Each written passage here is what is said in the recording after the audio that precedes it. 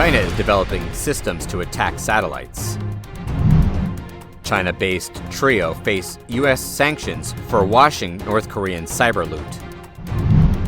Beijing and Singapore to conduct joint military exercises. Expert: China's economy is deflationary. Pulse of the real economy is still weak. China's population crisis getting too serious. Zhejiang offers a $43,000 check for a family of 3.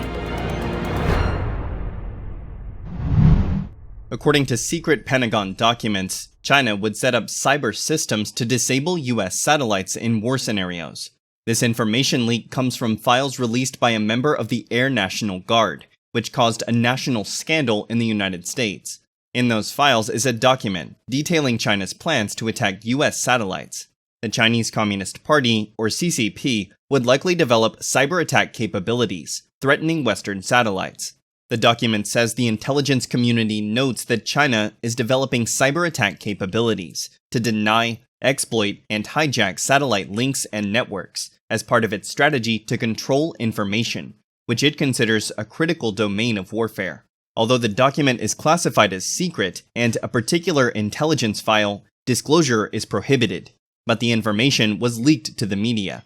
The document suggests that the CCP is developing systems capable not only of disconnecting US satellites, but also of hijacking them and using them for the CCP's purposes. China's ability to infiltrate a core network or mimic a specific command link could allow it to take control of a satellite, rendering it ineffective in supporting communications, weapons or intelligence, surveillance, and reconnaissance systems.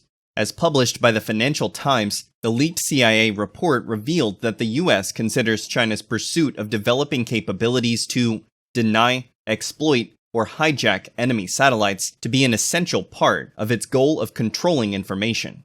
China aims to take over US satellites by mimicking the signals they receive from their operators, thereby causing them to malfunction at critical moments.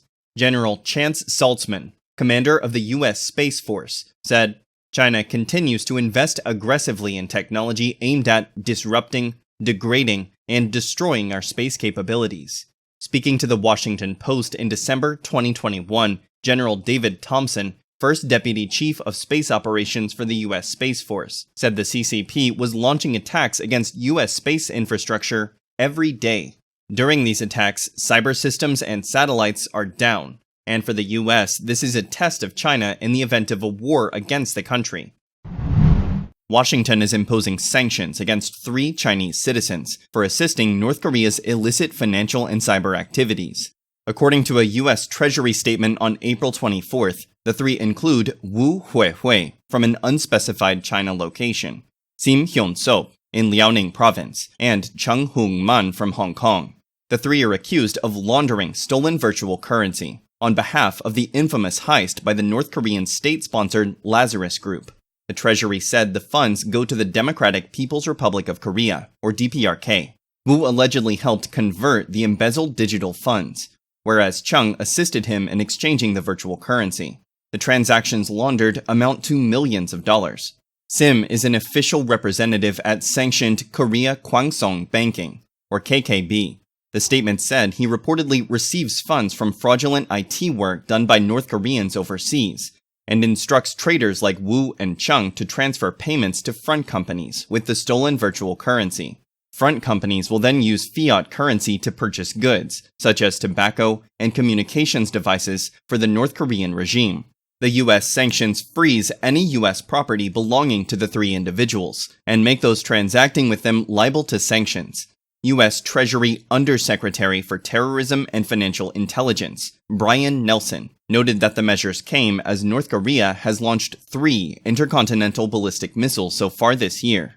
He said, the DPRK's use of illicit facilitation networks to access the international financial system and generate revenue using virtual currency for the regime's unlawful weapons of mass destruction and ballistic missile programs directly threatens international security. China and Singapore are scheduled to stage their first joint military drill since 2021 in late April. The Chinese Defense Ministry announced on April 24th that the exercises are expected to wrap up in early May. The Chinese Navy is sending 2 ships to the Joint Sea Drill. the Yulin, which carries missiles, and the Chibi, which functions as a minesweeper. The statement didn't mention where the exercises would take place. Both sides last conducted a joint drill in the South China Sea in 2021, over the southern tip of the region, which followed an upgraded defense pact in 2019. This latest activity comes as the US and the Philippines hold their largest ever live-fire military exercises, which began on April 11th and end on April 28th. Both allies are concerned about China's growing assertiveness in the South China Sea. According to Reuters, some 111 troops from Australia also participated. China has criticized the military activities as jeopardizing peace in the region, claiming territory in most of the area. It has a habit of calling any US presence provocative and a cause to retort. Around last August, China dispatched fighter bombers to Thailand in joint Air Force operations when the US and Indonesia held joint combat exercises on the Indonesian island of Sumatra. Japan, Australia, Brunei, France, India, Malaysia, Singapore, Thailand, and Vietnam participated. The Philippines, Vietnam, Malaysia, Brunei, and Taiwan complain that China is trampling on their exclusive economic zone with its South China Sea position. However, under the UN Convention on the Law of the Sea, Beijing's expansive insistence is considered illegal. Despite the People's Bank of China cutting interest rates, injecting money into financial system, and the CCP removing its COVID policy based on lockdowns, product prices in China continue to fall. This causes deflation, which is very detrimental to the recovery of the Chinese economy, which has been in recession for many years. According to CNN, the lack of confidence in the economic recovery causes households in China to continue to save money instead of spending. In addition, companies are also cautious with new investments, which is why the prices of goods in China cannot be increased. Chief economist for the Greater China at ANZ Research, Raymond Young, wrote, "Our core view is that China's economy is deflationary." Young added that although China's GDP in the first quarter increased by 4.5%, this growth was primarily made up of people's pent-up shopping demand after 3 years of CCP's imposition of lockdowns. Excluding that, China's GDP growth would be just 2.6%. Commenting on the situation of the Chinese economy, Lu Yuhui, a professor working for the Chinese Academy of Social Sciences, said, "To describe China's current economic situation in a word, deflation has begun and the economy has fallen into recession territory." He added the pulse of the real economy is still weak, as real estate prices and financial assets have not risen. According to Lu, Chinese households are in heavy debt, so they are unable or unwilling to spend. In addition, bearing the brunt of the real estate collapse and pandemic, local governments are also becoming zombies, which means no life left. China's population problem is becoming more and more severe. Different regions in China have been introducing fertility-encouraging policies, hoping to save the situation. For example, Shangyu District, Shaoxing City, Zhejiang Province recently issued 13 policies in which families with 3 children can receive over $43,000 towards buying a house. The news has attracted lively discussions among netizens. According to the paper, the Shangyu District's new policy is mainly aimed at families with 2 or 3 children. For example, the antenatal care allowance is $72 and $144 for a second and a third child, respectively.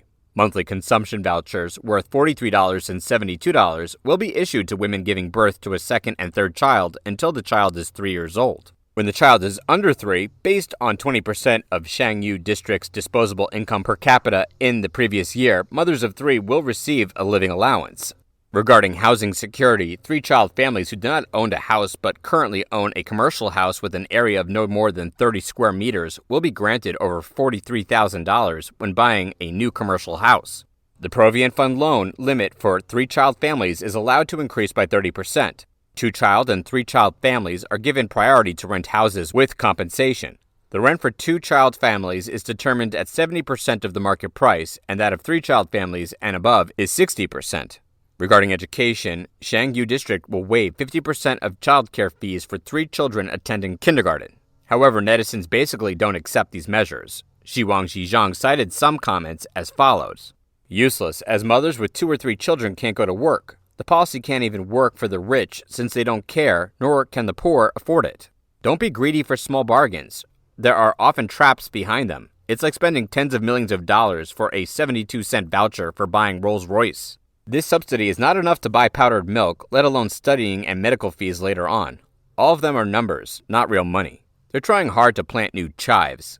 According to RFI, the United Nations released the latest report on April 19th, saying India's population will surpass China before the middle of this year, becoming the world's most populous country.